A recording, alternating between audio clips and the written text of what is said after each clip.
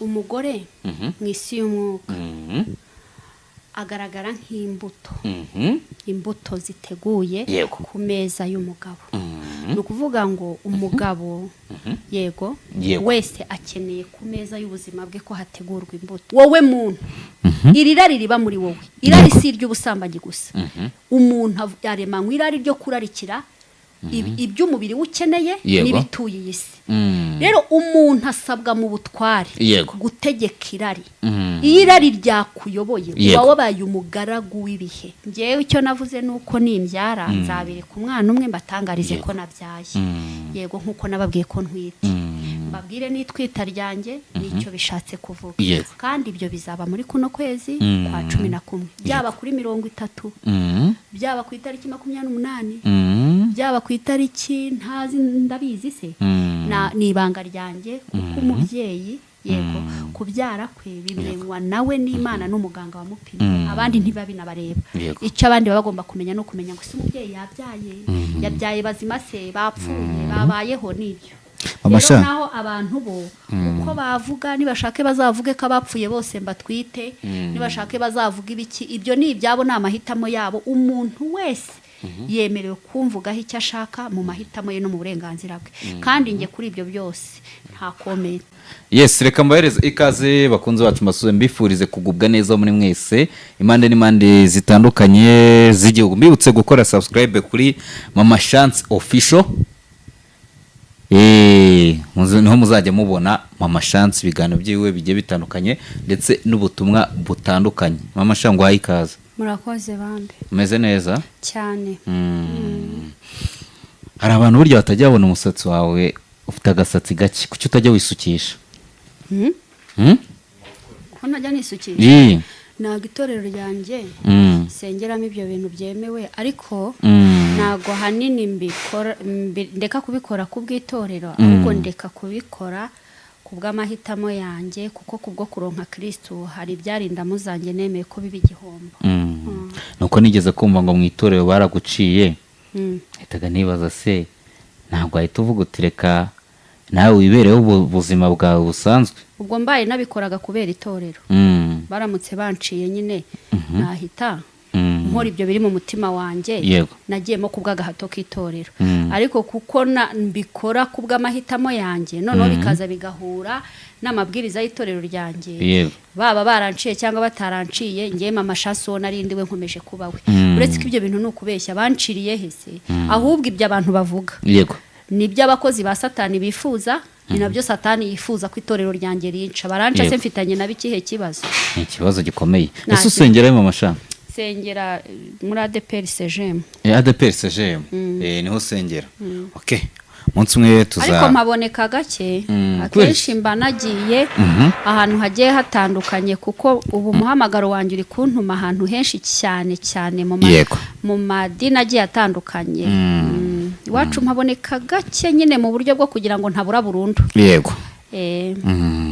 tugiye kuganira rero turaza kwiganira ibintu byinshi bigiye bitandukanye ariko turaza kuba twahera ku cy'abantu benshi bari kukwibazaho cyane ko abantu benshi bavugaga bati Mama Chance yaratinye ntago azasubira kuri kamera ngo kuko ngo warasebye ngo nasebye nteze ngo wasebejwe na Jackie uwo wasengeraga yaraje avuga ati burya ngo nasenganye nazanye umunyamasengesho ngo nsengere ngo nsanga wa muntu nitaga umunyamasengesho ngo akorana n'indi myuka ngewe rero reka nkubwize ukuri mbwira n'abadukurikirana baho ukuri nge ntago ndasengera Jackie nta n'umwe ujya usengera Jackie ni ukuvuga ngo ubuzima twinjiranyemo bwo gusenga ni ubuzima busanzwe nk'uko nawe yabikora nk'uko n'abandi bose babikora ngewe ntago ndasengana Jackie nk'uko akazi ko gusenga mu mabwiriza y'uko ngomba kwita ku muntu urwaye kugira ngo ahabwe ubuzima ntabyo ndakora ntabwo ujya usengana na Jackie ni ukuvuga ngo gusenga biboneka mu byiciro bitandukanye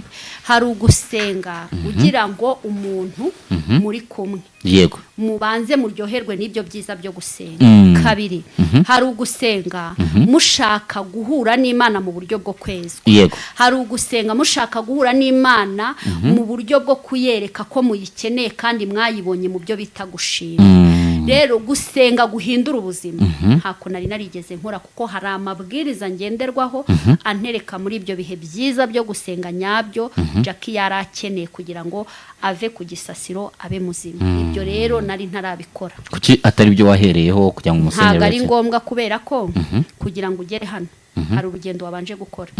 Wabitekereje uhita wisanga hano. Oya. Wabanje gukora urugendo kugira ngo ugere hano. Rero no kugira ngo tugere kuri iyo ngingo yo gusenga guhindura ubuzima hari urugendo tubanza gukora mu bihe byiza byo gusenga. Yego. Ariyo mpamvu uwo bita Jackie yavuze ati ngo mwabaga muri gusenga ukagera ukamubaza ngo ariko nguri muntu ki, kuko mbona ngo tutari guhura mu myuka, nguri muntu ki?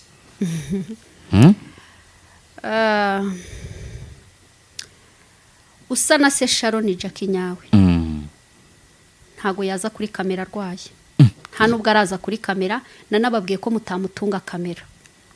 Uriya rero ntago ari Jackie nyawe nagiye gusura. Ninde? Nta nubwo ari usa na se Sharon, ni uwo nguwo uko nguko abantu bamubona gutandukanye ngewe. Yego nuko Jackie mubona. Yego buriya ni imyuka mibi yari kumukoresha? Oya ntago ari imyuka mibi, ahubwo kiriya ni igihe. Ni igihe. None se kuvuga ngo ko wivugiye ngo nta muntu watunga Jackie kamera ukanabishetera? Nta nubwo barayimutunga, ntago babikora. Isi y'umwuka ya Jackie ntago byemewe ko Jackie atungwa kamera. Kandi yarakoze ikiganiro cyarebwe. Reka biriya ntago ari kwa Mama Chance. Hariya ni kwa Buryohe. Kwa Mama Chance rero nta munyamakuru wemerewe gutunga. Kwa Mama Chance mu murimo wanzanye hano kuri izi mbuga nkoranyambaga no mu buzima busanzwe nta murwayi urwaye nka kuriya Jackie wemewe gutungwa kamera. Ibi ngibi bigomba kumva, bagomba kubyumva, niyo ntabivuga hari abandi babivuga. Ngiye kwikwereka kuri YouTube mweke ikiganiro Jackie yakoze kimaze kurebwa no mu magana. Icyo ndi kuvuga kirumvikana. Uwo Jackie batunze kamera ni Jackie kwa Mama Buryohe na Papa Buryohe. Ariko Jackie kwa Mama Chance nta muntu wamutunga kamera, ntibibaho, ntibinashoboka, kirazira kikaziririzwa. Ngiye kwibaza umusore bita buri nguni ndetse na buri kantu, ubwo ni timu, ntago ari umusore, ni abasore babiri cyangwa abagabo babiri bakoze ikiganiro bababaye cyane, bati twagiye kureba Jackie ngo tumukorereshe ikiganiro cy'ubutabazi, tumugezeho ngo umuntu uri kumusengera aramubwira ati, ahita amubwira ati senga, amaze kumubwira ngo senga, ahita amubwira ati rero ukuntu gahunda zimeze ngo nta muntu wemere kugutunga kamera, bose nibagene. Birangira buri kana buri nguni batamukoresheje ikiganiro. Ndashaka kwibaza kubera iki Buryohe na Mama Buryohe bakurushije imbaraga bakaba bakoresha Jackie ikiganiro? Oya ntago bandushije imbaraga, kandi nibyo bakoze sinabipfobya. Yego buri muntu wese mu mahitamo yemerewe gukorana na Jackie ibyo ashaka mu kwemera kwa Jackie se cyangwa no mu mahitamo ya Jackie. Aka kanya ibyo Papa Buryohe na Mama Buryohe bakoze niba bitanga ubuzima kuri Jackie, ibi bintu byubahwe bihabwe n'agaciro, nta n'impamvu yo kubivogera. Mumboni zawubona nyine nta n'impamvu yo kubivogera. Uwo buri nguni na buri kantu kuba barasanze hari umuntu uri kumusengera bakavuga nta muntu wemere gutunga Jackie kamera, bakabyumva bakabyumvira bakabireka, nabo muri ayo mahitamo yabo. Yego muri uko kwemera no muri ubwo bwumvikane bwabo na Jackie, ni ukuri nabyo byubahwe, nta mpamvu yo kuvogera. Noneho tugaruke kuri Mama Chance rero, mu buzima bwa Jackie nawe wifuza ko akira. Ari Buryohe na Mama Buryohe na Papa Buryohe batwereka ko intego ari ukwifuza ko Jackie akira. Nyamara ari buri kantu na buri nguni nabo barifuza ko Jackie yakira, ndetse n'undi munyarwanda uwo ari we wese, kandi na Mama Chance nibyo nifuza. Rero ngewe ntago mbayeho kubangamira amahitamo y'abandi se cyangwa amahitamo ya Jackie, ahubwo ngiye mu murongo ngenderwaho wanjye, mu myemerere yanjye n'indangagaciro na kirazira zanjye. Nta nubwo ari Jackie wenyine, umurwayi urwaye nka kuriya kwa Jackie mu gihe byabaye ngombwa ko ninjira mu buzima ntago nakwemera ko bamutunga kamera. Turenge no kumutunga kamera nibiri gukorerwaho, ntago nemera ko bihabwa isi. Babihise se ngo bimarire iki? Ikisi ikeneye nuko Jackie akira. Ntago isi ikeneye ko bajya kuyibwira buri kantu kose kabaye kwa Jackie. Ese uko kuntu berekana buri kantu kabaye kwa Jackie ko mwebwe muterekana buri kantu k'ubuzima bwanyu.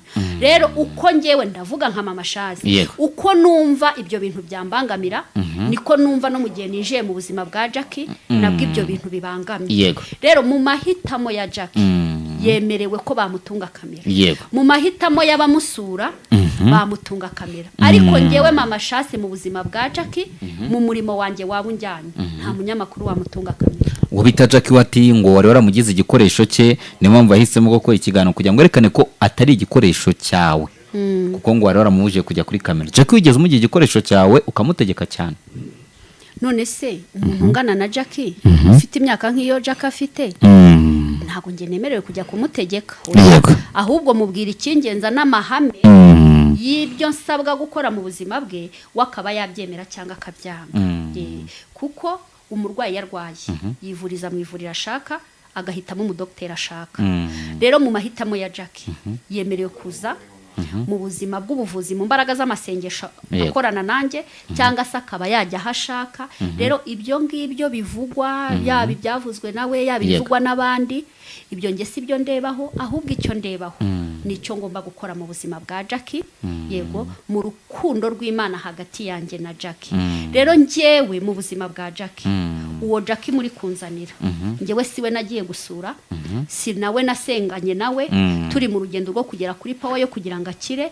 Uwo nasenganye nawe yego suri uwo ngo bazanye kuri kamera. Uwo bazanye kuri kamera ni Jackie kwa papa Buryohe. Ariko Jackie kwa Mama Chance ntago yaza kuri kamera, nta nubwo yavuga ibyo muvuga yavuze. Jackie utaraza kuri kamera ni uwuhe rero? Jackie utaraza kuri kamera nuharanira uburenganzira bwe. Yego mu mahitamo ye yuko mu gihe umuntu arwaye atemerewe gutunga kamera. Yego uwo Jackie yego ni Jackie yego mu gihe ari kumwe na Mama Chance yego baba bafite umurongo ngenderwaho umwe mu rukundo rw'ubumwe yego no kuzuzanya, bagahurira muri uwo murongo umwe bagahamagara Imana muri urwo rukundo rumwe. Iyo habonetse rero ibintu bitandukanye Mama Chance nsabwa kwigirayo, kandi mu gihe nigiyeyo hari ibimenyetso bigomba kugaragaza ko nigiyeyo. Jackie ubwe yaza kubyivugira, byavugwa n'abandi cyangwa se nge nkabyivugira. Hari ibimenyetso bigaragaza. Hari abantu rero bagiye bavuga ibintu byinshi bitandukanye babikuvugaho, sibyo? Aho bagendaga bavuga ngo nyine ngo ukoresha izindi mbaraga, ibyo babivuzeho wabisobanuye. Ndetse bagenda bagaruka ku bintu wagiye utangaza, sibyo? Ariko noneho Jackie wowe wigeze kuvuga ko ngo nta kintu wigeze urya iwabo mu rugo, ariko Jackie avuga ati warazaga ngo ukarya ibiryo byabo ndetse ukanabifata ngo ukabijyana ngo ibyo bamuzaniye imbuto n'ibiki ngo ukabifata ngo ukabijyana ngo ukabimwaka ngo ujye kubifashisha abatishoboye.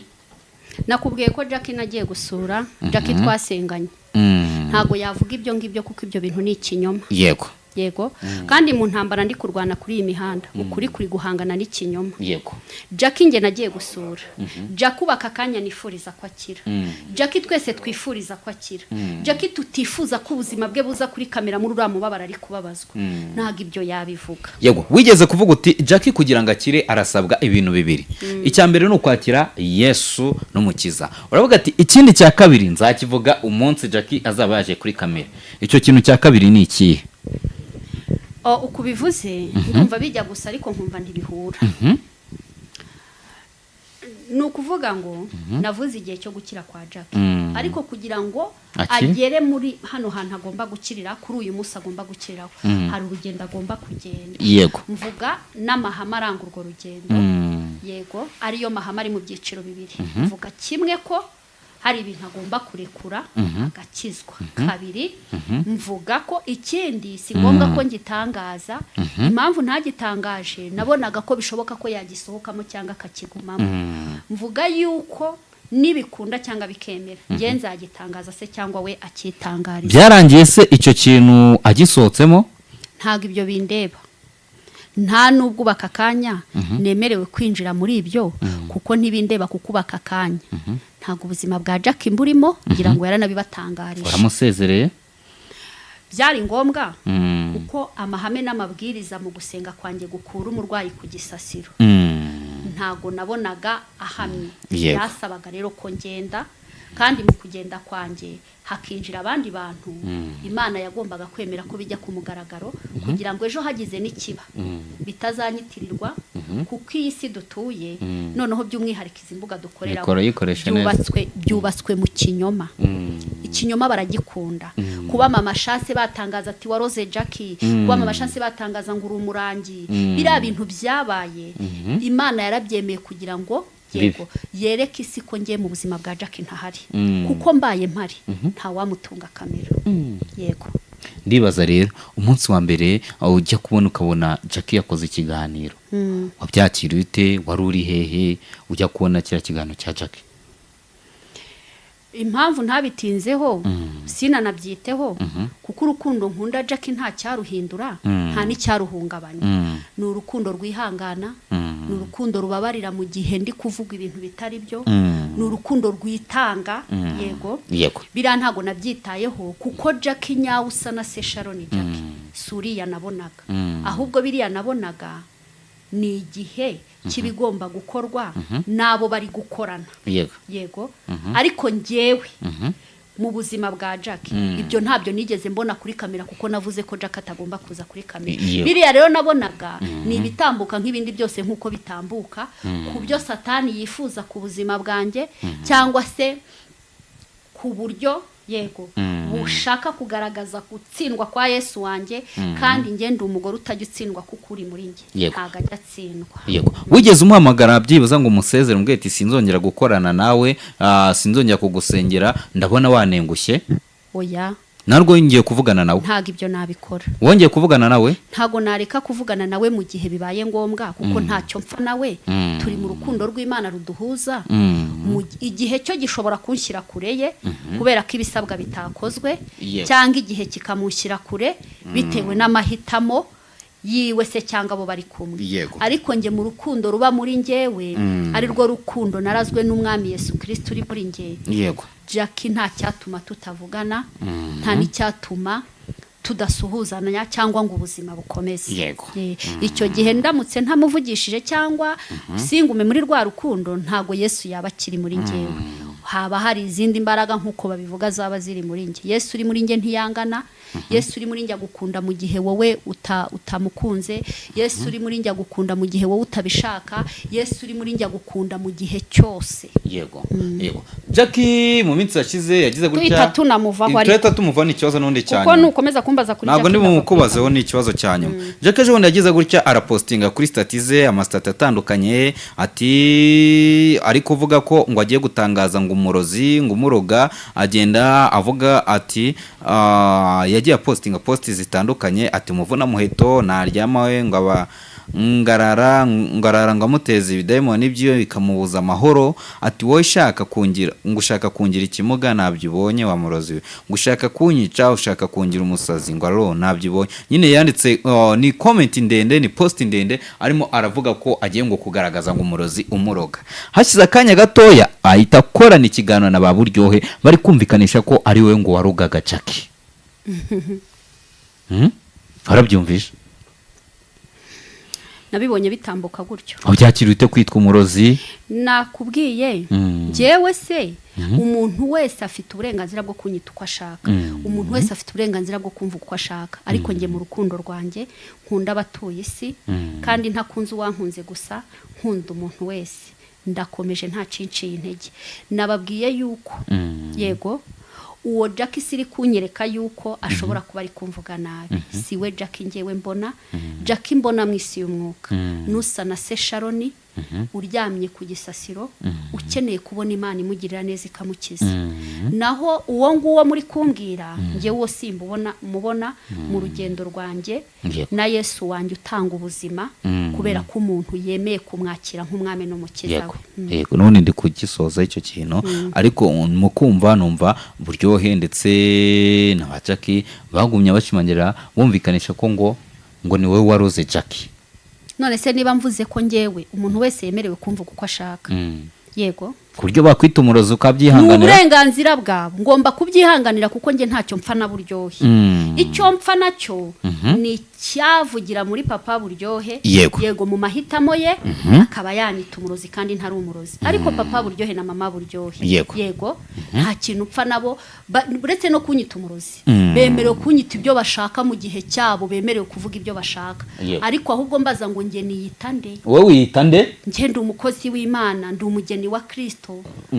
Uwo murozi rero ubwiriza abantu kwihana kugira ngo bakire Yesu nk'umwami n'umukiza, abaho ubuzima hari uburwayi. Njye ndumva uwo murozi ntacyo atwaye. Wari kumbwira ati ngo abantu twari turi kuvuga ku bantu bakwita ngo umurozi. Wari kuvuga ngo abantu wishimiye ko abantu bakwita umurozi. Ntago abantu banyita umurozi, urumva?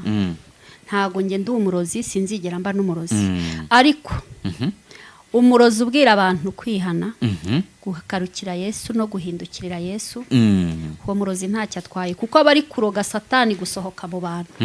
Uwo murozi ntacyo atwaye. Ni ukuvuga ngo ubaye wararoze Jackie waba waramuroze neza kuko warogaga Satani murimo. Nirukana ngo nambaye, ubaye wararoze Jackie waba waramuroze neza kuko wirukanaga Satani murimo. Agushaka kongera kuvuga kuri Jackie kuko baka kanya mfite umubabaro n'agahinda kuba Jackie akibabara kiribwa atarabasha kugaruka mu buzima nk'ubw'abandi. Yego rero mbabarira ntwongere reka tumuveho twiganirire ku buzima buri hano hanze. Impamvu mumuzana mu itangazamakuru, Imana imbabarire kuba mukubajijeho rwose. Ubundi mwakagombye kumuzana mu itangazamakuru mumushakira affection y'abamwita. Yego ibyo nibyo Jackie akeneye mu buzima bwe. Naho ibyo by'ubuzima bwe n'ibiki byose ibyo bintu boya.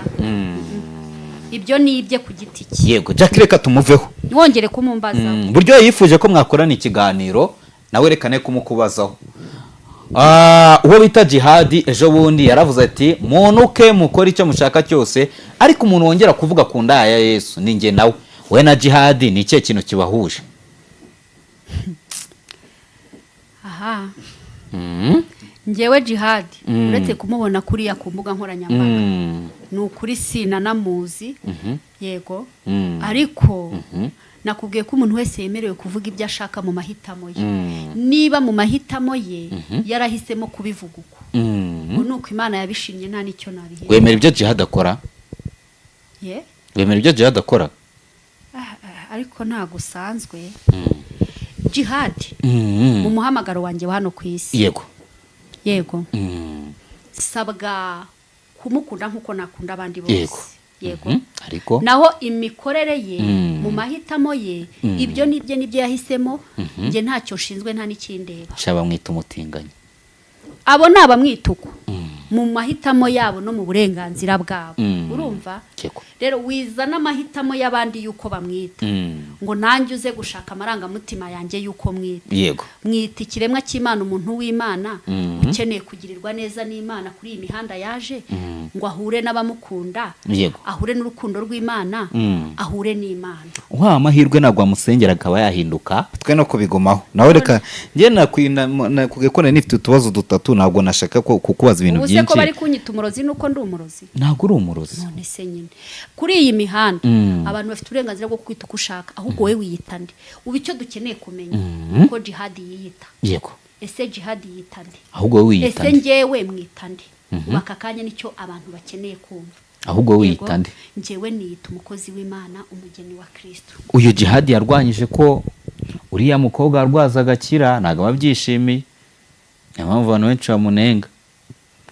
Wanze ko tumuvugaho, reka tumuveho mite nwibariza no oya. Reka twikore ikiganiro cy'inyigisho. Uko nuko mubeshyera.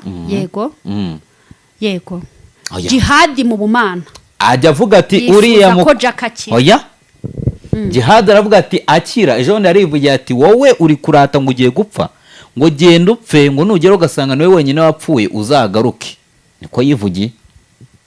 Nyumvisha amajwi ari kubivuga. Ntago njye nkurikirana imbuga nkoranyambaga ibintu abantu bakora. Niko yivugiye. Gusa ndagusabye mbabarira. tubaveho nkure mu by'abantu bavuga abo ngabo tubaveho umuntu wese afite uburenganzira bwo kuvuga icyo ashaka ku muntu Yego. ahubwo ngiye mama chance uwo muntu mbajije ndamuvugaho iki urumva Yego.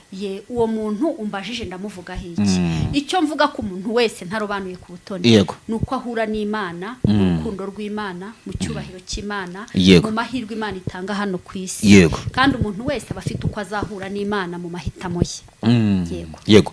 Mama Sha noneho reka tuve muri ibyo bibazo bya bindi abantu bita amatiku cyane ko wowe utayabarizwamo ahubwo noneho dukora ikiganiro twigisha ese kucyuzi ko ari amatiku warangiza ukayanzanamo biba byacitse ubwo ushaka kuntura mu matiku ntabwo mba nyagushyizemo mba ngira ngo ugire uruhande utanga ku byo bakuvuzeho kuko ntabwo ndaza mubaza ikintu abandi bantu batarakubazaho sibyo ahubwo reka tujye kandi tuba dukuye abantu mu rungabangabo nta n'icyo biba binatwaye nta kintu babitwaye ahubwo noneho kuko uramutse ucecetse nk'uko wabivuze ngo abantu baravuze ngo waratsinzwe ngo waratinye iki njye ntinya satani ntabwo watinya satani njye ntinya ibindwanya njye ndi umugore utajya utsindwa kuko uri muri njye ntashobora gutsindwa igihe cyose ikinyoma n'urwango yego ntabwo nigeze mbona bitsinda ahubwo ukuri n'urukundo yego biba byiteguye gutsinda ikinyoma n'urwango kandi niteguye kubabarira umuntu wese yego wanyiyereka mu shusho y'urwango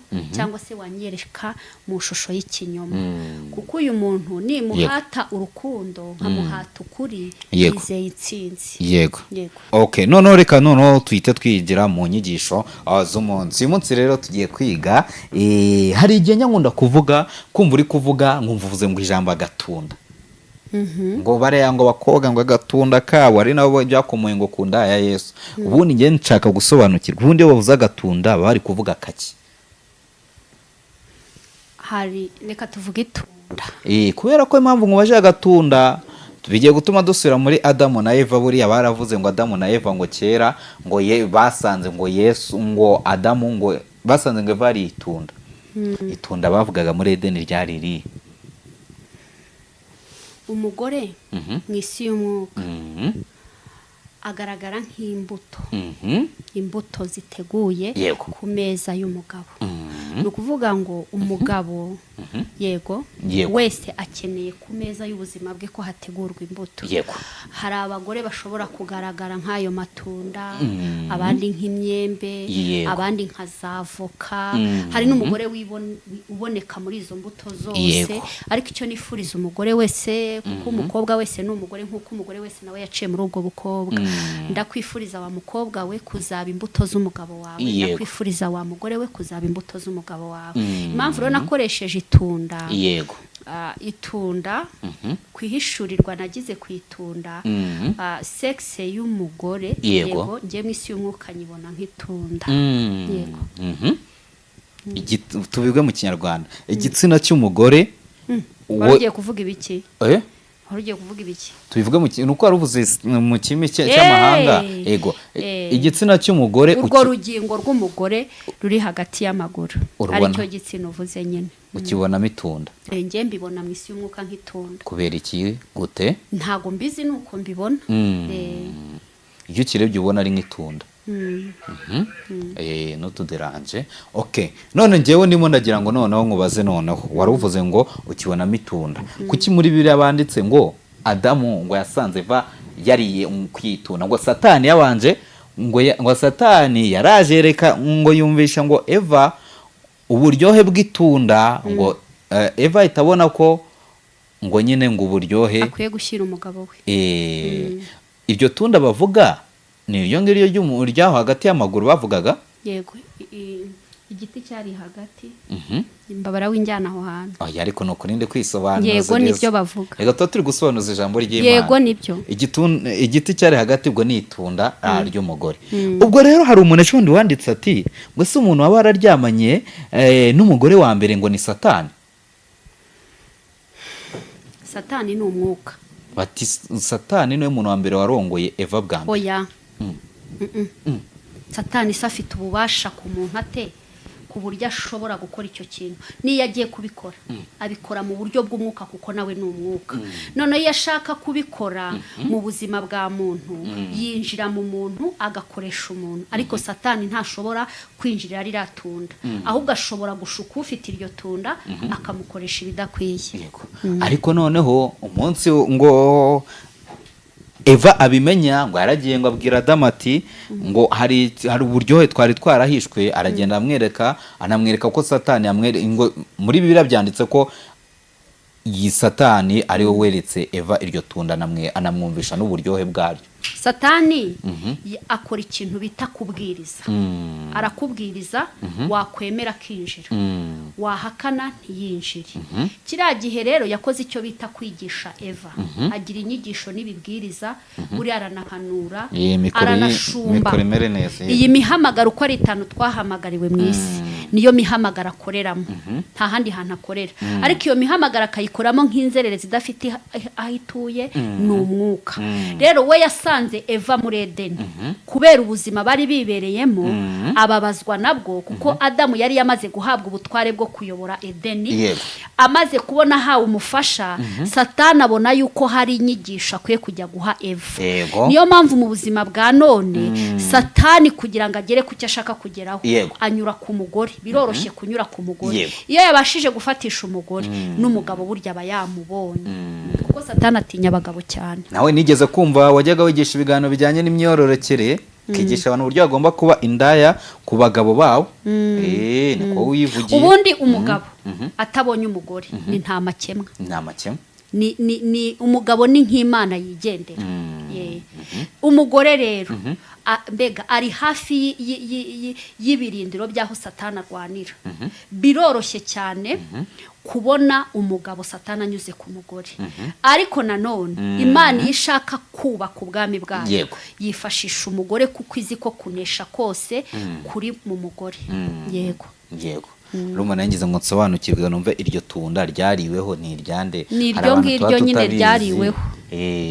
Abantu bavuga ngo agatunda bajyaga babyibazaho. Nyine Satani yamaze guhishura ibyari bihishwe. Eva amaze kumenya ubwo bwenge aragenda ashyira umugabo. None se yari gushyira nde wundi? Bari babiri bonyine. Yagombaga gushyira Adamu. Ariko bari baragoswe.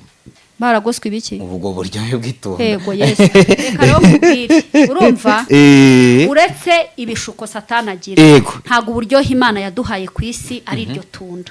Kuko ririya tunda ritari mu rukundo. Nta kintu kibi nka ririya tunda. Nuvuga ngo ikintu cyose muri iyi si kiryohe iyo kiri mu rukundo. Ntago uburyohe rero Imana yaduhaye muri iyi si ari ririya tunda gusa. Ririya tunda buriya. Yego. Kugira ngo riryohe nuko mu gifu hari ikiba kirimo. Nukubuhumeka. Yego. Kuki abantu uyu mwuka. Rero twiha agaciro cyane ririya tunda, ahubwo duha agaciro uyu mwuka twahawe. Uyobowe n'iki? Uyobowe n'urukundo. Kuko tuzi neza ko hari abarya ariya matunda bayobowe n'urwango. Aba rero barya ariya matunda bayobowe n'urwango, ba nyira amatunda babasigira ibikomere by'umubabaro. Umuntu watanze itunda akaritanga akarihereza uyobowe n'umwuka w'urwango, ubabitse igikomere cy'itunda rye. Yego. Ariko umuntu watanze ririya tunda akarihereza umuntu uri mu mwuka w'urukundo, uwo yararyohewe.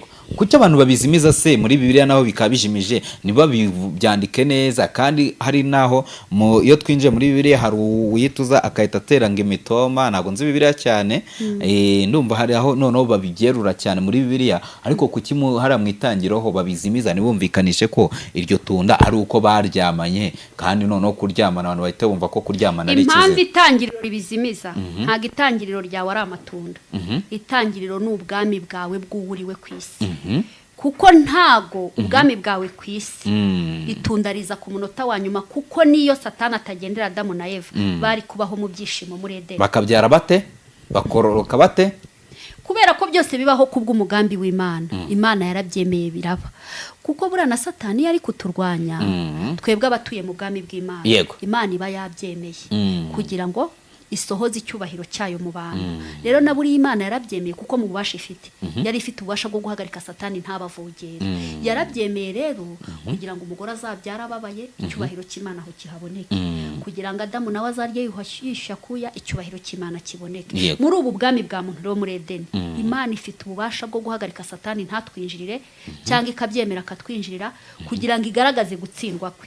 Satani we yarazi ko Adamu na Eva agiye kubihererana muri ibyo yababwiye, asanga habitsemo icyubahiro cy'Imana cyo kugwira tukororoka natwe tukaba turiho. Rero hari igihe yereka Imana ko bwa bwenge cya kimwe cya kabiri yamanukanye cy'ubwenge bw'Imana azatsinda Imana yacu ntitsindwa.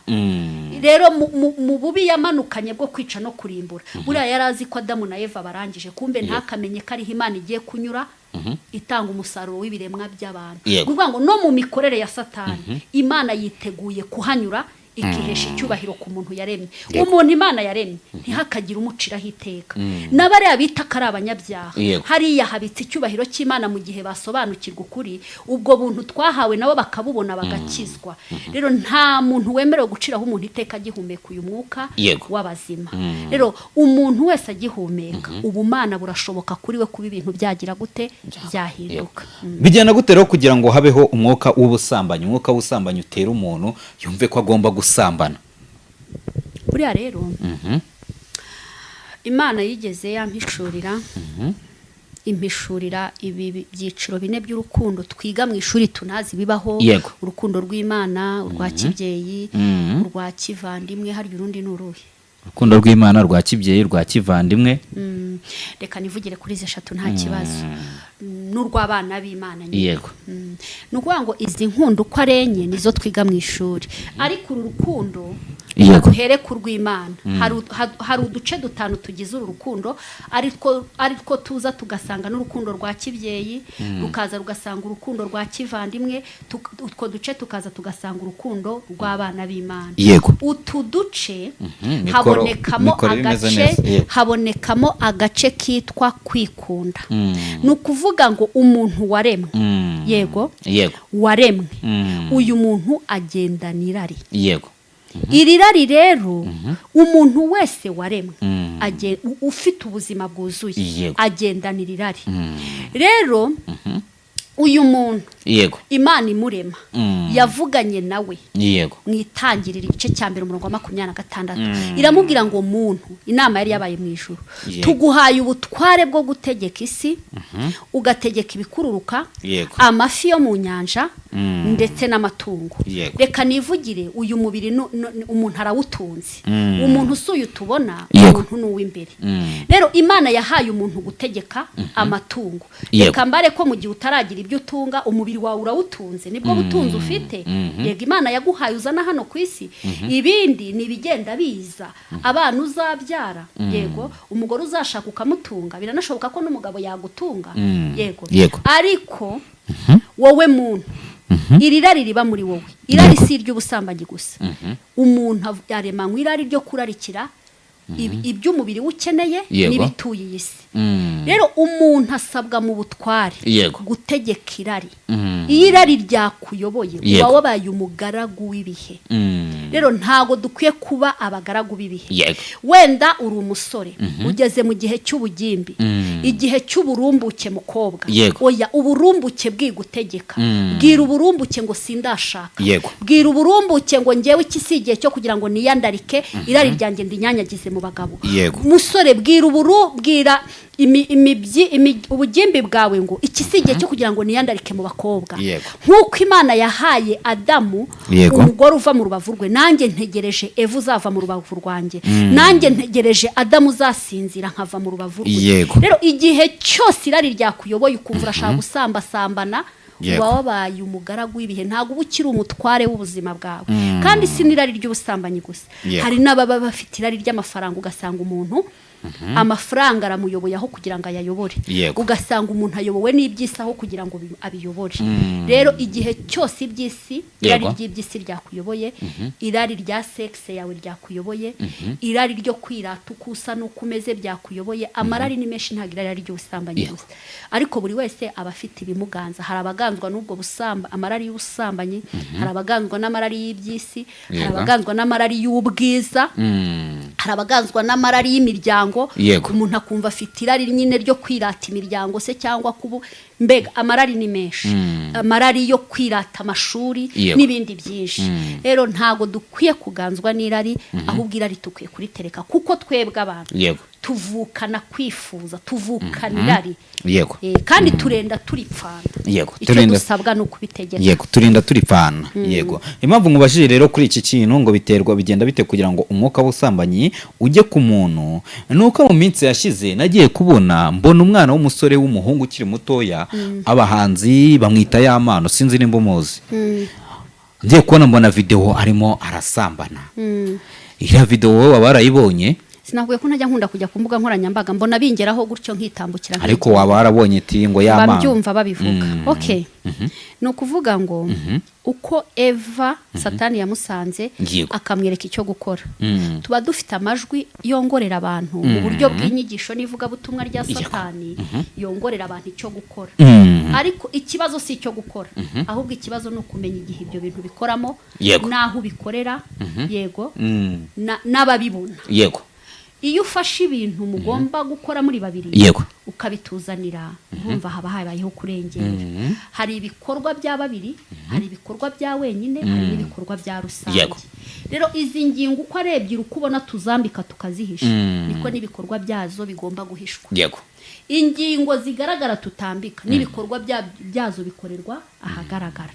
Iyo wafashe ingingo zigaragara zitambikwa, ibikorwa byazo ukajya kubihisha, ni ikibazo gikomeye.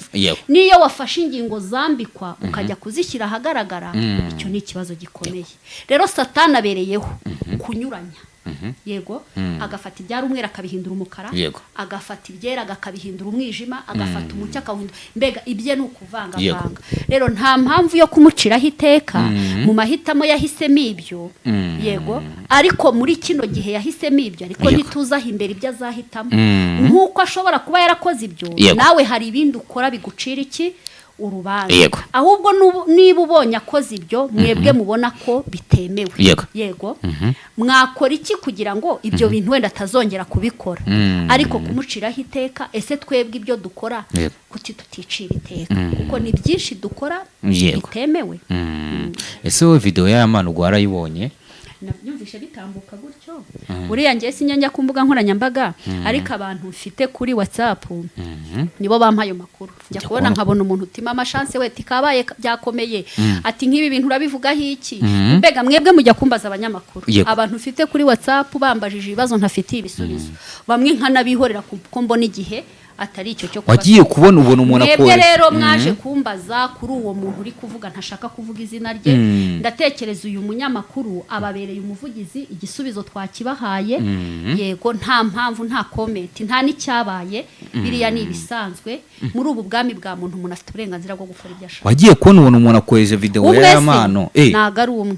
Njyewe kuri WhatsApp yanjye, urumva abantu banyandikira, harimo abaceceka, babarigize abakirisitu badashaka kugaragara ko nibibera hanze aha batabibamo kandi babibamo. Hari n'abantu banyisanzuraho buri kibazo cyose agize akaza kumbaza. Ibyo byiciro ndabifite kuri WhatsApp. Hari uwo mpita nsubiza direct, hari uwo mbika mu gihe kuko mba nzi ko itangazamakuru rishobora kubimbaza. Ibyo babonye kuri zino mbuga nkoranyambaga nkaceceka, nkabanzi yuko hari igihe ibyo bintu nzabibazwaho nkabisubiriza muri rusange, kuko ntago abantu bose wajya kubasubiza ikintu kimwe kandi bari kubaza ikintu kimwe. Ibyo babyita guta umwanya, kandi ushobora gufata umwanya bose ukabasubiriza rimwe. Nanjye ni mpamvu nabikubajeho, kuko ubu uri umukozi w'Imana, uko byagenda kose urabibona, ariko hari icyo biba byigisha mu isi y'umwuka nk'uko bivuga. Niyo mpamvu navuze ati ubu wagiye kubona ubona abantu nk'abangaye bakoresha video ya Yamano, bati birabivuga iki, birabivugaho iki, urangije urayireba. Nako wumiwe. Nararebye nyine ndumirwa, ariko mbifata nyine nk'ibitambuka, kuko nabonaga ari igihe kimukoresheje ibyo ntakwiriye no kubitindaho kuko niyo mahitamo ye. ntabwo byakunda. Umuntu wese yemerewe gukora ibyo ashaka, ariko nanone tumenye neza ko igihugu cyacu hari ibintu ushobora gukora bigahinduka nk'amakosa ushobora guhanirwa. Rero dukwiye kwirinda ibintu bishobora kubangamira sosiyete ndetse bikahabangamira n'amahame n'amabwiriza y'igihugu cyacu. Basore bakobwa, ni byiza ko muba mu mudendezo w'uburenganzira bwanyu, ariko twirinde kurengera. Yego, iriya video ntabwo yakugushije nk'umukozi w'Imana koko? Oya, nta kintu byambwiye, nta birenze, nta cyabaye. Ni ibintu bisanzwe. Njye numvaga aho gutarana-yibonye. Oya, nayohererejwe n'abantu bagera nko muri 5, ubona bumiwe induru ziri kuvuga, abantu bo kuri iyi mihanda bakunda byacitse. Yego. Ni abantu bake nshobora kubona bashobora gufata ikibwiriza cyahinduye abantu benshi bakagisharinga ngo bakinyoherereze. Ariko iyo hagize icyabaye njya kuri WhatsApp nkasanga nk'abantu 5, tima amashance kabaye tabara dusenge, baza biyambitse ishusho yo gusenga. Nese habaye iki, nkajya gufungura nkasanga nibyo nyine bisanzwe. Kona gwa video y'ama nukuri sindabona umuntu cyokoza hari abo njya mbona ukabona umuntu anyoherereje nk'umuririmbyi uri kuririmba, umubwiriza uri kubwiriza, ariko ndakubwiza ukuri abo nibo bake. Nifitiye abantu b'inkunda rubyina, yego, bikundira byacitse, bikundira kwirebera bambaye ubusa, noneho kugira ngo ubwo ngo babaje ngo kunyereka nyine, kandi abo bantu ndabakunda, burangiye nkunda umuntu umbwiza ukuri. Umuntu nyiyoberanya haramvuna ati mama chance byacitse byakomeye, ati reba ya mpano dore reba isi yashaje dusenge. Utaje avuga ko isi yashaje irimbutse, avuga ati mama sha dusenge. Baza mbega bari mu kwera kw'Imana, ariko kumva bafashijwe bishimye baryohewe nabyo. Rero uwo wambara ubusa abafite abazashimisha bakishimye. None ko badasharinga ibibwiriza ngo basharinga umumama wambaye neza wiyambitse, basharinga umupapa wambaye neza wambaye ibyubashye, bagasharinga uwambaye ubusa cyangwa werekanye ibyo bintu. Kigaragara abantu bo kuri imihanda bakunda byacitse. Ubwo rero uwo ya mpano yabahaye nyine ibyo bakeneye, barishima, baraseka, baranezerwa, nta mpamvu yo kumuciraho iteka. Baramuseka ariko baranishimye. Yego. Ntabwo ari ibintu byaguteye agahinda kujya kubona ukabona uriya mwana aracyari mutoya ari kumwe n'undi mukobwa bari kuryamana mu buriri. Bira bintu nawe warabihu nyine ukajya kubona none ukabona abantu bari kubikohereza n'abantu wita abakozi b'Imana. Ntabwo byaguteye agahinda kuko ntabwo kuri telefone mfite abakozi b'Imana gusa, mfite n'abantu bibera mu Mana ibibazo byaje, ibibazo byarangira bakayisohoka. Urumva? Mfite rero n'abahora mu Mana bitirizo ryo zina ry'Imana kandi ari abapagani rwimbi. Noneho nifitiye n'ababa mu Mana mu bihe byose. Rero izo ngeri zose tuba tuzifite kuri WhatsApp, urareba ukumirwa. Noneho ikintu ngiye mbona nkahita mbwira Imana, ndavuga nti n'uyu n'uwawe hari icyo wakora. Niba twiyeretse isari muri kino gikorwa cya rwihishwa, ndagusabye Imana ubutaha ibintu ntibizasubira. Cyavuze icyo kintu mpita nshima Imana, nsigaye nkunda kubona umbare mugarukeho, nsigaye nkunda kubona Jackie yarakijijwe cyane. Bitewe n'ukuntu arapostinga cyane Imana, ashima Imana, biriya bintu nawe subishima. Biriya nibyo twese urubyiruko tuba dukeneye kubona mu rubyiruko rwacu bimeze gutyo. Urumva nta wakwanga kubona umwana w'u Rwanda, umukobwa w'u Rwanda cyangwa umusore w'u Rwanda ubuzima bwe bwubakiye mu Mana. Dore ko ari n'iterambere ry'igihugu cyacu. Satani mission yiwe ni ukudusengera igihugu atwangiriza urubyiruko, ariko umugambi w'Imana ni ukutwubakira igihugu ubumana bugaragara mu rubyiruko ndetse n'abakozi. Byareka kunezeza gute se ko mukunda? Ahubwo nababara mbona yagiye mu bibi, ariko mu gihe mbona ari mu nzira nziza y'umurongo mwiza w'Imana, ni ibyishimo kuri njye aho byaba byaranyuze hose. Ariko ni ibyishimo kubona yego abantu bafite ukuntu bafataga umuntu kutari kwiza akaba ari kugaragara mu zindi nzira nziza zihesheje Imana icyubahiro. Yego. Hari mugenzi wanjye yarambwiye ngo mukubarize ikibazo inshuti yawe Rukundo wo mu kibaya cya Rukundo Empire, ngo yagize amatsiko. Ariko nizere ko ari icyanyuma kuko ni icyanyuma n'icyambere kibanzirize cyanyuma.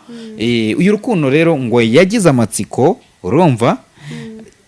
Ubwo umunsi hakorwaga, urabizi ko hari haciye iminsi umuvandimwe Pastor Claude apfushije umubyeyi, nubwo abantu bakunenze kuba utaragiye ngo kumutabara. Ibyo byo ntitubigarukayo kuko byo bagombaga kukunenga. Babwiwe n'iki ko ntagiyeyo? Ntabwo wagiyeyo. Kujyayo no kwiyereka isi ko nagiyeyo?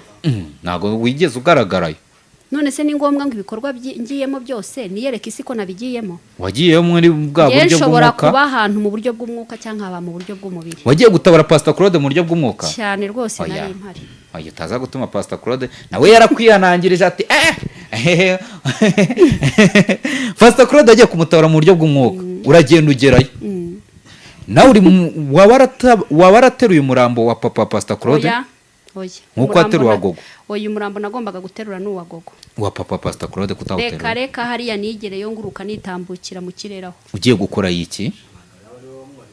Ngiye gushyigikira inde. Wari ugiye gukora iki? Ngiye gushyigikira umuntu w'Imana mu rukundo rw'Imana nyine. Ugenda gutyo akabana bagenda mu mwuka babyita kugenda buzimu. Reka ubu nshobora kuba nicaye aha twe ntago tugenda buzimu. Reka ndabyirukanye mu izina rya Yesu. Twe tugenda mu bumana kandi ibyo nta muntu bitabaho. Ushobora kuba wicaye aha ngaha urumva umutima wawe uri butari. Nawe bikubaho n'undi muntu wese bimubaho. Ibyo babyita kugenda mu isi y'umwuka. Yego. Rero shobora kuba iki kibiri kitarankundiye ko ngerayo ariko mu isi y'umwuka narindiyo muri pole mwihangane bibaho mu isi turabashyitsi n'abimukira. Mu isi turabashyitsi n'abimukira. Magaye abakurikirana izi mbuga nkoranyambaga ko bitabareba ubundi ntabwo bibareba. Uyu rukundo y'ikibazo narambwiye ngo nkubaze sinacyo nayo ngwaje yambwiye ati ngo wakire gute kubona rero agarutse mu gihe avuye gutabara umubyeyi we arangije araza ngo agakora icyo bita kwihenura kuri social media akaba ati rero ngo buri muntu wese ngo waba waravuze ku mubyeyi wanjye ngo wese ngo nifurije ko ngo umuntu wese warakoze ikiganiro ku mubyeyi we ngo agamwifuriza ko yapfusha. Aho gati ngo amwifuriza gupfusha ngo umuntu wese ngo uzi ko ngo yakoze ikiganiro kuri ngiye ngo naye mwifurije ko yazapfusha. Urashaka kumbaza icyo mbivugaho? Cyane ariko kukibaza nabi. Nyibaze neza. Ni icyo kimwe cyonyine. Ikibazo rwose. Nuko utari buginde iki kibazo. Ni iki kibazo cyonyine gusa. No kuvuga ngo Pastor Claude ya mbere yuko apfusha papa we hari abantu bagiye bamukoraho ibiganiro. Sibyo? Na nyuma yuko apfushije papa we ubwo ni nka hari se wabo mbere akimara urumva yashyinguye ku gatandatu yashyinguye ku cyumweru kuwa mbere ahita aza aravuga ngo umuntu wese uzi ko yankozeho ibiganiro mwifurije nawe gupfusha n'ikiriyo cya papa we kitararangira.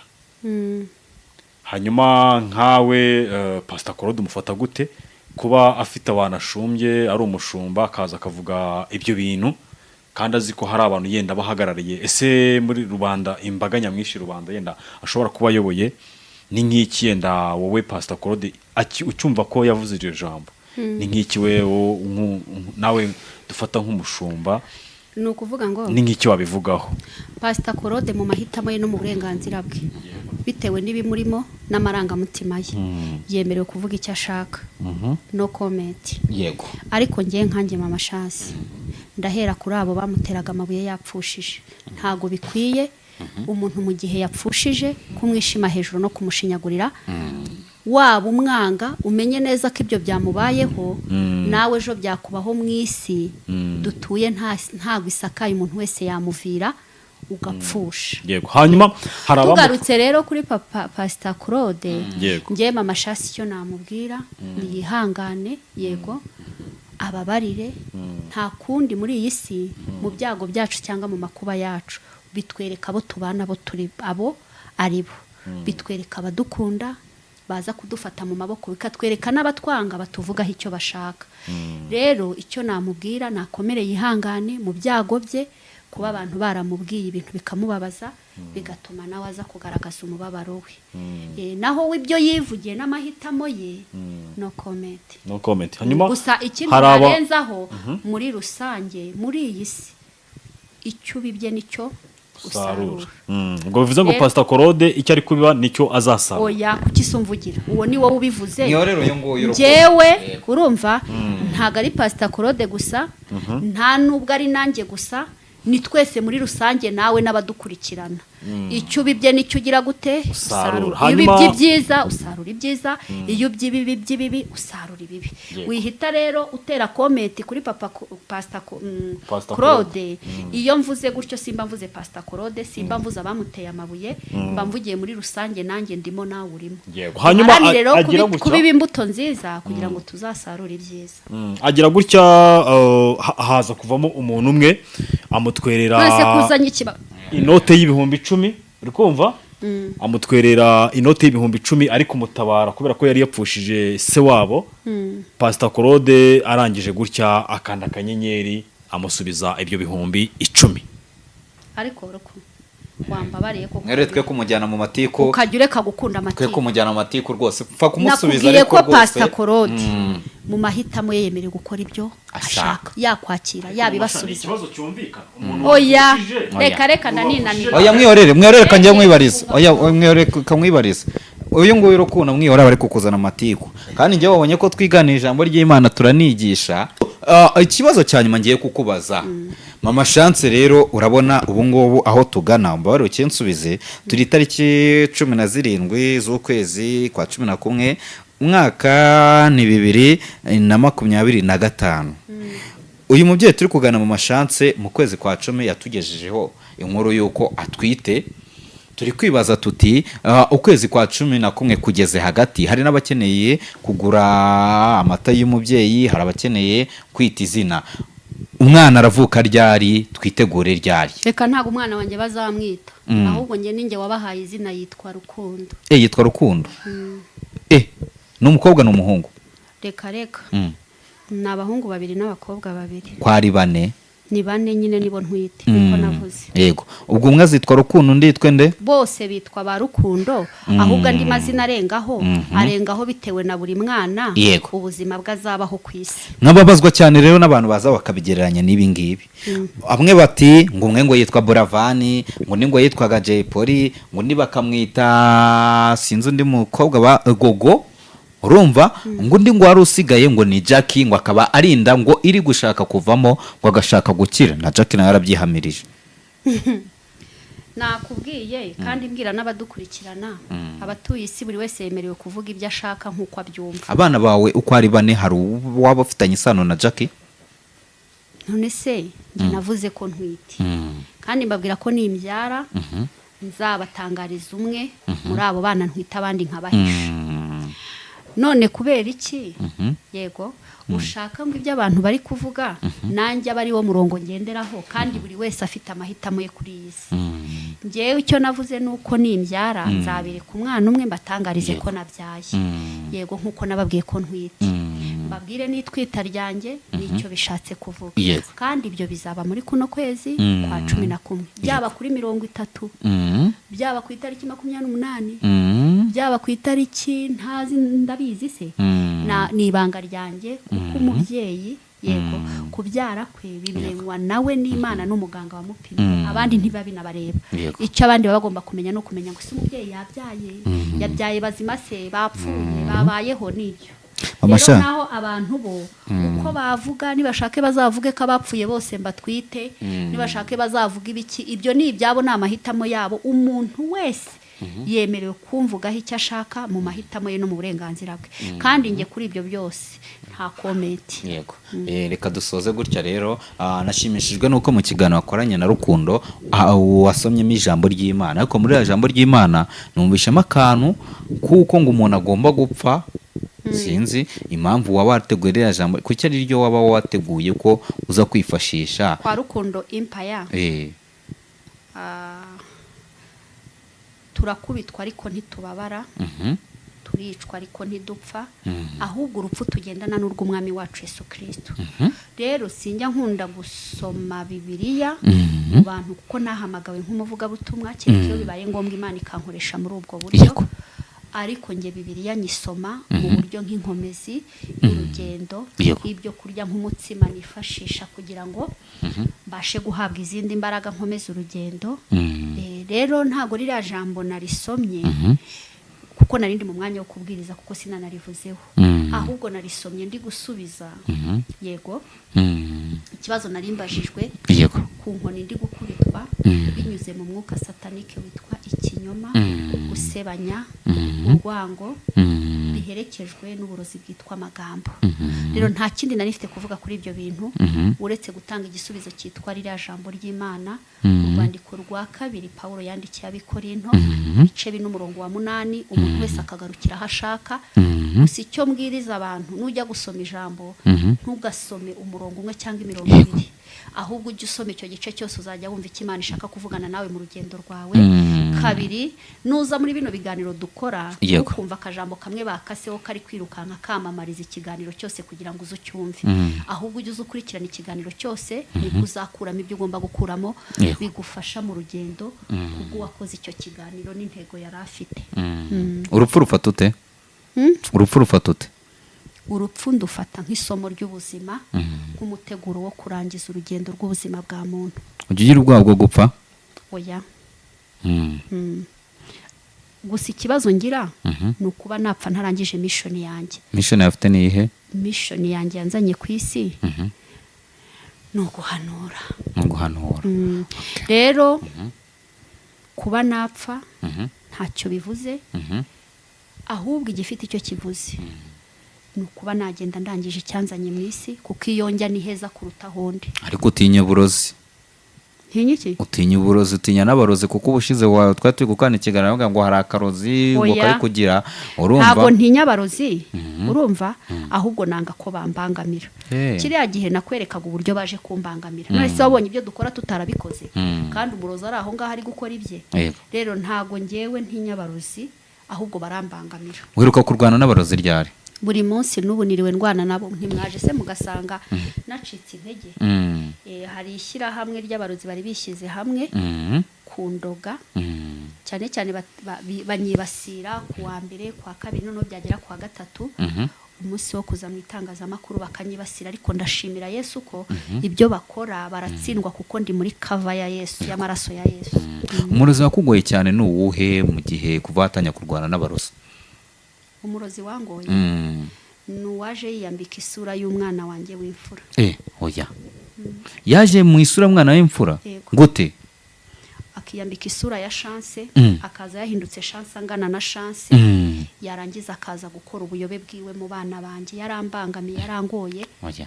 Yego. Byagenze bite mu masha? Ntabwo icyari cyo gihe cyo kubivuga. Oya, ariko ngende kubyibazaho. Urambwiye ngo yaje ngo yiyambitse isura ya Chance, yangiza akazakora ubuyobe mu bana bawe. Ku buryo yarazaga akaba yakwicara muri salo, abamusanze muri salo bakagira ngo ni Chance kandi atari Chance. Wese ukabwirwa n'iki ko atari Chance? Ngiye narabimenyaga ko natewe, nkahita njya guhangana nawe. Icyo gihe Chance yabaga ari he? Yashobora kuba yibereye ku ishuri cyangwa yibereye hamwe na bagenzi be. Ubwo se hari igihe waba waravangiye ukaba warwana n'umwana cyangwa ukakwita umwana uzi ngo? Ntabwo icyo gihe urwana. Na Chance nawe arabizi. Hari igihe abaga yicaye muri salo, ajya kubona akabona iruhande rwe hicaye undi muntu basa bameze kimwe, bareshya banangana. Akamamagara akambwira ati ma, tuzi ko iruhande rwanjye hicaye umuntu dusa tungana tumeze kimwe. Icyo gihe rero ubwo umurozi nta bundi buryo twamwirukanyemo, twamwirukanishije ibyanditswe, kuko amasengesho ubwayo ntiyari bumwirukane, pawa y'uwo ndiwe ntiyari bumwirukane, uburenganzira bwa Chance mu kubaho ntibwari bumwirukane, ahubwo twamwirukanishije ibyanditswe. Kuva icyo gihe kugeza amagingo aya ntago arongera. Ariko uwo nguwo kabisa, niyo mutekereje ndavuga nti Satani burya ni umurwanyi. Waramukubitaga? Undi murozi unzengereza ni umurozi ukunda gutera abantu yiyambitse isura yanjye. Oya. Hari umurozi ujya utera abantu yiyambitse isura yawe? Yaratsinzwe ariko. Akenshi iyo tugiye gutangira amasengesho y'iminsi 40 niho hahaguruka umwuka wo kunyita umurozi. Uwo murozi rero umva naramubwiye nti samahane kabisa. Nese uwo murozi wiyambitse isura yawe yakoze iki cyatumye uhita ubona ko hari umurozi? Yari manyangisha abantu. Byagenze bite? Yakoraga akazi ko kunyangisha abantu. Urabona mu buzima bwa muntu, ukaba wiryamiye hano ukahita ubona nk'umurozi, akaba mbibona mwiyerekwa nkabona ko yambaye isura yanjye yagiye gutera umuntu runaka. Icyo gihe rero bihita bituma mbaza Imana ntiharakorwa iki. Icyo gihe hari uburyo ngiye mpita nemeramo gupfa, nkahita ngira ubuzima niyambura kugira ngo ibyo bintu bitaba. Kandi abarozi barabikora, akaba yafata iyo sura yawe akajya kuyikoresha ahandi hantu we ntubimenye. Yego. umaze gupfa kangahe? ahandi hantu bakunda kubikora bashobora kuza bakica umwana wawe. Yego. barangiza bakahita bamutaburura bakahita bajya kumukoresha mu bindi bihugu. wowe ukaba uzi ko umwana wamushyinguye kandi umwana we mu kindi gihugu ariho. rero abo barozi bakora gutyo ikora yiyegereza neza. Yego. abo barozi bakora gutyo ni abarozi bamvuna cyane mu by'ubuzima. niyo mpamvu ibintu by'ubuzima ngewe mbaho mbitesha iki agaciro. nta kintu wankangisha kuri iyi si kuko ndiho ku bwa Kristo, mbayeho ku bw'umwami wanjye. umaze gupfa nka kangahe mu masha? ngewe se uri kugira ngo wiyambure ubwo buzima kuko uwo murozi yishyize mu isura yawe. ngewe igihe cyose hari imbaraga z'icyaha zaje kundwanya nsabwa gupfa. gupfa ariko wabigize ibintu byoroshye. Yego ko ni nko guhumbya no guhumbura. ubundi se mwe ntimupfa buri munsi? n'aka kanya wapfira mu kiganiro. nawe urapfa. njya ntabwo ndapfa. urapfa nuko utabimenya. uramutse aka kanya umenye ko hari nk'umurozi cyangwa hari umuntu nyine uri gukoresha iyo sura yawe. hari abarozi ngiye suzugura nkababona simbabonere na time. burya umurozi nahaye igihe cyanjye. uwo murozi aba arenze. nka Mugwiza wamuhaye igihe cyawe? Mugwiza umugabira ikiganiro gute? sinakubwiye ko njye nta kibazo nzigera ngirana n'abantu kuri iyi si. Mugwiza, izina Mugwiza uzwi mu bantu nka Mugwiza, nta kibazo na kimwe mfitanye nawe, nta n'icyo nanamuvugaho, nta n'icyo mpfa nawe, nta nubwo nemerewe kumuvuga nabi. yego uriya duhurira mu bumuntu bwo kuba tuva amaraso atukura. nituvuga umurozi rero ntugire izina ry'umuntu ugira ute uzana. kuko ngiyo mvuze umurozi nta muntu mbona ahubwo mbona satani. iyo mvuze dayimoni nta muntu mbona ahubwo mbona satani. kuko ngiye kubona abantu n'ibintu abantu bankorera. hari abantu mu buzima bwanjye naba ntakinatekereza. ese kuki umurozi ahitamo kuza mu isura yawe? baza mu masura y'abantu benshi.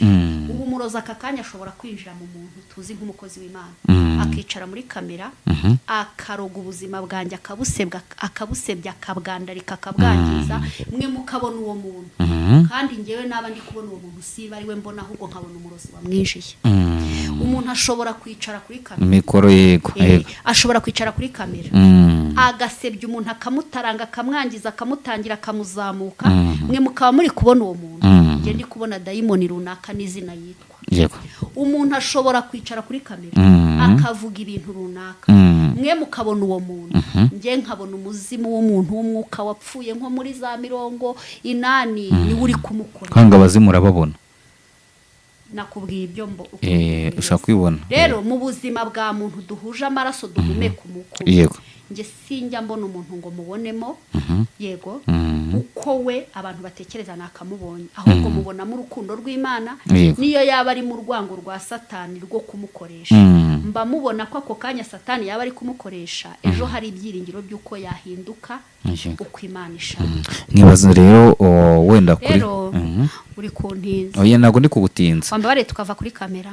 oya impamvu waruvuze ngo hari igihe ngo umuntu ashobora kuza ngo yigize mu ibintu byose uri kubinyuragura muri kubinyuramo kandi mba numva buri kintu gifite igihe cyacyo. ikintu gifite igihe cyacyo ariko ngewe mfite ikibazo kimwe kiri kukwibaza kuri mwe. ushaka ko tugenda duha abantu urumva agace k'ikintu runaka agace k'ikintu runaka agace. reka wenda tuzafata umwanya w'ibindi ubutaha ariko nibaza iki. hari igihe hari na rimwe wowe nka Mama Chance umurozi cyangwa umuzimu umuntu yari yihindura wowe akaza agakora ikiganiro kuri YouTube atari wowe. oya ibyo nta nubwo ubwo bubasha babubona babishobora. ibyo bintu niyo babikoze babikora rwihishwa. nkuko mvuze ngo umuntu ashobora kwicara kuri kamera twe tukabona umuntu runaka ariko muri we hari imbaraga ziri kumukorera. n'uwo muntu ziba ziri gukoreramo ariko umurozi ntiyatinyuka kwicara ngo yambare isura ajye mu bantu yigaragaze. niyo babikoze babikorera mu ngo kandi bakabikora mu buryo bwa rwihishwa ku buryo ibyo bintu nunabibona utabibona mu buryo buri rusange bw'umucyo ahubwo ubibona mu mayobera y'umwijima. so reka nsoreza ahangaha ubwo ikindi nzakimubaza ubutaha ni icyo nashaka kubaza ariko reka tuzagikora ubutaha nk'uko ubivuze tuzabiganaho ubutaha ikindi nashaka kukubaza sibyo. so reka nkushimire rero wakoze tubwire abantu gukora subscribe kuri Mama Chance TV cyangwa se Mama Chance official kugira ngo ibintu birusheho kugenda neza cyane. Se Mama Chance kutajya uvuga nimero ya telefone no kubera iki? nimero ya telefone nyine hari ukuntu iyo utanze nimero abantu bahita bahamagara ari benshi ariko ku kiganiro kuri Mama Chance official bihari naho ngaho ushatse wayishyiraho nta kintu biba bitwaye ariko nyine mba numva atari byo ngombwa. Dusoza n'isengesho nta kibazo. Sawa. Mana uri mwiza ntawe uhanye nawe, byinshi bituruka muri twebwe, ibyiringiro ni kuri wowe n'ubushake bwawe kugira ngo icyo ugambiriye mu kubaka ubwami bwawe mu buzima bwa muntu gikorwe. Twakwemereye nawe urabyemera, bigenda uko nguko Mana. Twebwe nk'abantu tubibona bihita kuko twakwemereye, ariko wowe uzi icyo ugomba gukora. Intego nta yindi ni ukugira ngo dukomeze urugendo tuzagere mu bwami bwawe amahoro. Urakoze Kristo mwiza kuri kumwe natwe kandi ukomeje kubana natwe. Igihe kiraduhagaritse ariko wowe ntujya uhagarara, komeza umurimo wawe mu bantu bawe. Icyo nifuza kandi wantumye ni ukugaragaza impinduka Mwami Imana mu bantu bawe, iyo mpinduka ukayigaragaza kuri buri wese, umuntu akisanga yahindutse. Rero aba bagabo, aba bamama, aba basore, aba bakobwa, nyemerera Data icyari ubwami satanike gisenyuke, ubwami bwawe buze kuri buri muntu wese, izina ryawe rihabwe icyubahiro.